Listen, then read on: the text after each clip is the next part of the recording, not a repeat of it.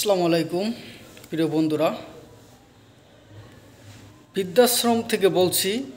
এক বৃদ্ধার আত্মচিৎকার, যে বৃদ্ধাশ্রম থেকে বলছি, খোকা তোর ছেলেকে, তোর সন্তানকে উচ্চশিক্ষা নয় সুশিক্ষা দিস, যাতে শেষ বয়সে আমার মতনও তোকে বৃদ্ধাশ্রমে না আসতে হয়। এটি একটি বৃদ্ধ বাবা মায়ের আত্মচিৎকার, বুক ফাটা। যারা যে সকল সন্তানরা তাদের মা বাবাকে এই বৃদ্ধ বয়সে বোঝা মনে করে বৃদ্ধাশ্রমে রাখছেন, অবহেলা করছেন, তাদের থেকে দূরে সরে আছেন, স্ত্রী সন্তানদেরকে নিয়ে আরামায়েশে কাটাচ্ছেন, বিভিন্ন শহরে বন্দরে নগরে ঘুরে বেড়াচ্ছেন, তাদের প্রতি বলছি যে আজকে আপনি আপনার মা বাবার প্রতি যে ব্যবহার করবেন, আগামী দিনে আপনাকেই তা ভোগ করতে হবে। তাই আসুন আমরা সবাই সবার পিতামাতাকে সবসময় ভালোবাসি, জীবনের শেষ রক্তবিন্দু দিয়ে তাদের মুখে হাসি ফোটাতে চেষ্টা করবেন, তাদের পাশে থাকতে চেষ্টা করবেন, তাদেরকে ভালোবাসতে চেষ্টা করবেন, শ্রদ্ধা করতে চেষ্টা করবেন।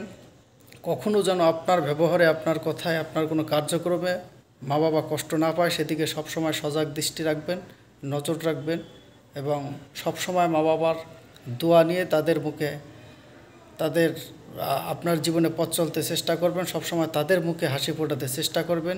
প্রিয় বন্ধুরা, প্রিয় ভাইয়েরা, একটি কথা মনে রাখবেন, মা বাবা আপনি যেমন আপনার সন্তানকে খুব মায়া মমতা দিয়ে, আদর ভালোবাসা দিয়ে, স্নেহ দিয়ে বড় করতেছেন, এক সময় আপনাকে আমাকেও আমাদের মা বাবা এরকম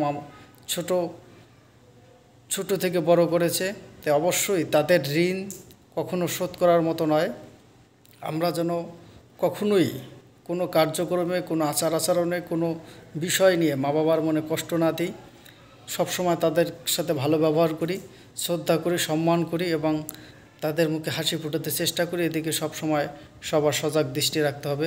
প্রিয় বন্ধুরা, প্রিয় ভাইয়েরা, এই পৃথিবীতে যার সাথে মা বাবার দোয়া থাকে, পৃথিবীর কোনো কিছুতেই তাকে আটকে থাকতে হয় না এবং সে কখনো হারে না।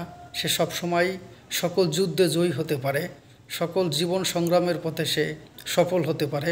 তো অবশ্যই মা বাবার দোয়া নিয়ে পথ চলতে চেষ্টা করবেন, তাদেরকে ভালো রাখতে চেষ্টা করবেন, তাদেরকে নিয়েই ভালো থাকতে চেষ্টা করবেন।